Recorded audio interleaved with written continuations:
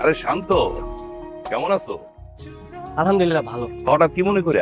ও বুঝছি বুঝছি, গত মাসে তুমি একটা কামের কথা কইছিলা। তুমি আমার ওই বাগান বাড়িটা আছে না, ওইটা দেখাশোনার কাজ নাও।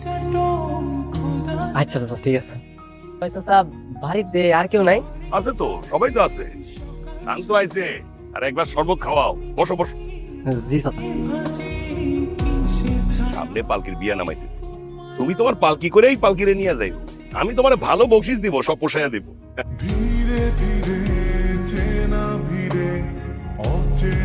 শুনছি তোমার পালকি করে যার বিয়ে হয় সে নাকি খুব ভাগ্যবান হয়। ঘটনা কি সত্যি? ওই লোকজন কয় আর কি চাচা। আজকে আমি যাইতে, হ্যাঁ? যাবা কেন? আর চারটে খায়া যাও, বসো। না চাচা, আরেকদিন এসে খাবো। আজকে যাই। ঠিক আছে। আমারে দেখার লাগি আইছো তাই না? তোমার দেখার লেগে আসমু কেন? আমি কামে আইছি। ও আচ্ছা, কামে আইছো।